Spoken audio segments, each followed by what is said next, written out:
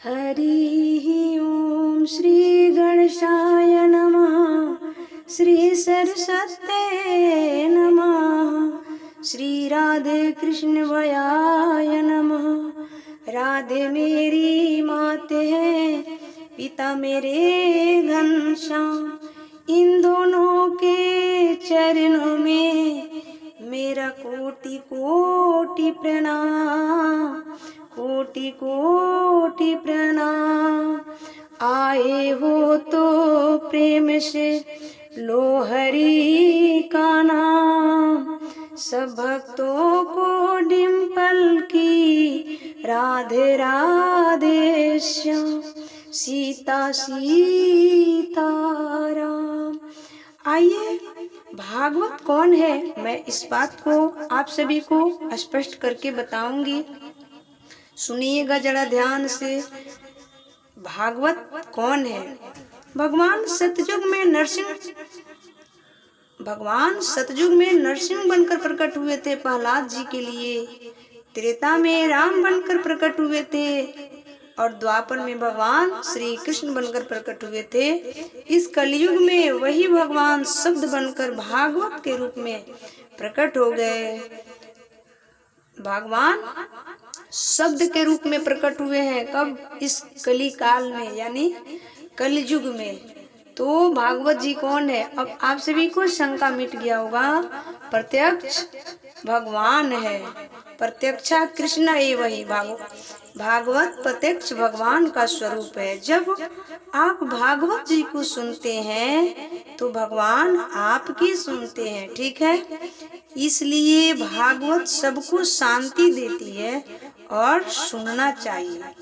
भागवत जी में 18,000 श्लोकों का संग्रह है। भागवत जी में 335 अध्याय हैं। 6 अध्यायों का महात्म्य है। जब हम भागवत सुनते हैं तो भागवत सुनने से नित्य ऐसा अनुभव होता है कि भगवान हमारे साथ हैं, हमारे निकट हैं। भागवत जी में 4 अक्षरों से मिलाकर बनाई गई है। भागवत जी में 4 अक्षरों को मिलाकर बनाई गई है। बा ग व त। भा मीन्स भक्ति, ग मीन्स ज्ञान, व मीन्स वैराग और त मीन्स त्याग। तो भागवत जी 4 चीजें आपको देंगी, इसलिए इन 4 अक्षरों को मिलाकर बनाई गई है। बा मीन्स भक्ति, भा मीन्स भक्ति, ग मीन्स ज्ञान, व मीन्स वैराग और त मीन्स त्याग। जो संत हमारी भक्ति को बढ़ाएं, हमारे ज्ञान को बढ़ाएं, हमारे वैराग्य को बढ़ाएं और संसार के प्रति मोह को हटाकर वही प्रेम जो संसार से था वही प्रेम भगवान से करा दे, वही भागवत है। संसार का त्याग, भगवान से प्रेम, वही आसक्ति जो संसार से थी वही भगवान से हो जाए, यही भागवत जी है।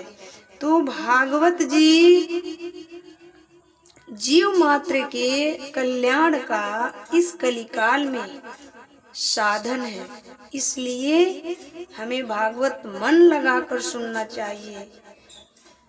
एकदम ध्यान पूर्वक खुद सुने और अपने संतान, अपने बच्चों को भी सुनवाया करें। और सुन लेने से नहीं होता है, उसको प्रत्यक्ष अपने जीवन में चरितार्थ करें।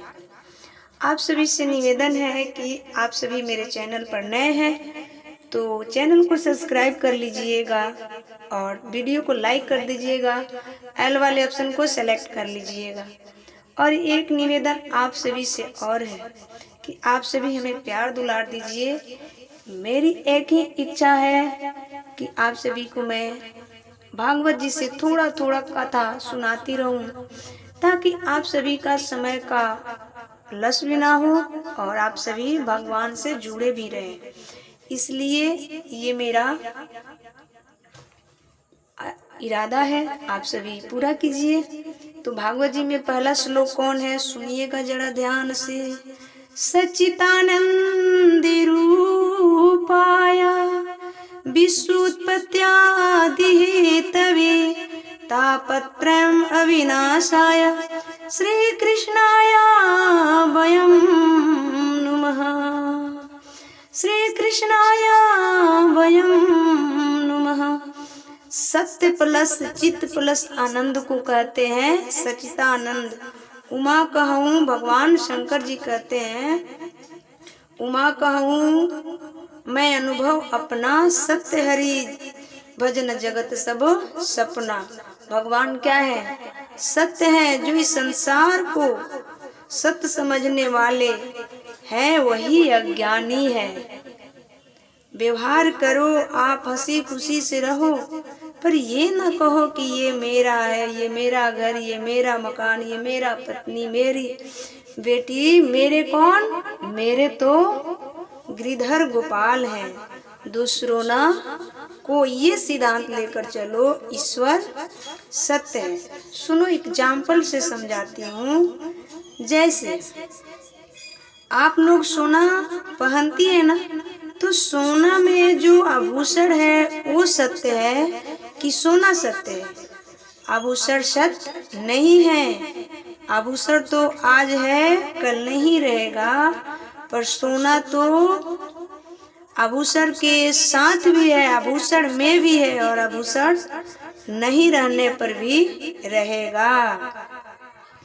तो उसी प्रकार भगवान तीनों काल में है। जब हम सब थे तब भी थे, जब हम सब नहीं रहेंगे तब भी रहेंगे, जब संसार नहीं रहेगी तब भी, जब हम हैं तब भी। तीनों काल में भगवान क्या है, उसकी सत्ता मिटती नहीं है, इसलिए भगवान सत्य है। उसी प्रकार भगवान जैसे आभूषण में सोना सत्य है, उसी प्रकार संसार में भगवान सत्य है। तो बोलिए सच्चिदानंद भगवान की जय। तो सत्य अब हम आपको ले चलते हैं चित्त की तरफ। सत्य परम धीमहि, तो भगवान सत्य है। अब चित्त मीन्स प्रकाश, चित्त मीन्स प्रकाश। भगवान प्रकाश स्वरूप है। यदि आपसे कोई प्रश्न करे कि भगवान कैसे हैं, तो बोलना भगवान प्रकाशा स्वरूप है। भगवान प्रकाशा स्वरूप है। रोम रोम में प्रकाश निकल रहा है। ऐसे वो सूर्य हैं जिनके रोम रोम में अनेकों सूर्य लटक रहे हैं। ब्रह्मांडे निकाया निर्मिति माया, रोमे रोमे प्रतिवेद कहे। तो भगवान के अंदर अनेकों सूर्य हैं, एक दो गिनती से नहीं, उनके रोम रोम में सूरज लटके हुए हैं। तो भगवान प्रकाशा स्वरूप हैं। वो सबके भीतर विद्यमान है। किस रूप में, प्रकाश के रूप में। प्रकाश मीन्स आत्मा, एनर्जी। साइंस एनर्जी कहता है, अध्यात्म आत्मा कहता है। अन्य लोग अन्य नाम से पुकारते होंगे, हम आत्मा कहते हैं। वो पावर है, वो एनर्जी है, उसे प्रकाश कहते हैं। उस रूप में ईश्वर सब में व्याप्त है। हरि व्यापक सर्वत्र समाना। समान रूप से जितना परमात्मा एक चींटी के अंदर है, उतना ही परमात्मा एक मनुष्य के अंदर है। जितना परमात्मा एक वृक्ष के अंदर है, उतना ही परमात्मा एक मनुष्य के अंदर है। जितना परमात्मा एक लड़की के अंदर है, उतना ही परमात्मा लड़के के अंदर है। तो भगवान सबके अंदर समाये है। अरो अड़ियन मोहतो मयन, परमात्मा सबके भीतर समाया है। इसलिए अपने से परमात्मा को अलग ना समझिएगा। तू अकेला ना ही प्यारे, राम तेरे साथ में। हर हाल में ईश्वर हमारे साथ होते हैं। मैया ये मैं चित्त की व्याख्या की, अब आइए आनंद की व्याख्या करती हूँ। तो भगवान का एक नाम आनंद है, ईश्वर का नाम एक आनंद है। आप लोग गाते हैं ना, नंद के आनंद भय जय कन्हैया लाल की। तो आनंद, देखिए आनंद का नाम, संसार के जो सुख है, पति है, पत्नी है, संपत्ति है, धन है, दौलत है, इसमें भी आनंद है। पर ये जो आनंद है क्षणिक आनंद है।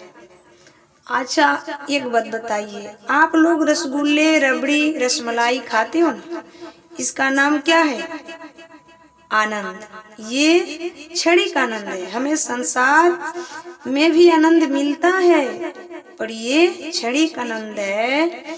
और जिस प्रकार विटामिन डी की गोलियां में भी विटामिन डी मिलती है, पर सूरज के प्रकाश में जो विटामिन मिलती है वह ओरिजिनल विटामिन मिलती है। उसी प्रकार इस संसार में पति में, पत्नी में, पुत्र में, धन में, प्रतिष्ठा में, संपत्ति में आनंद मिलता है, पर ये क्षणिक आनंद है। ये कुछ क्षण के लिए है। एक बात बताओ, यदि आप अपने पुत्र से अति प्रेम करते हो, बहुत आनंद लेते हो, लेकिन जब पुत्र की शादी हुई, बहू आई, पुत्र ने बहू को लेकर चल दिया, तब तो रोना पड़ेगा।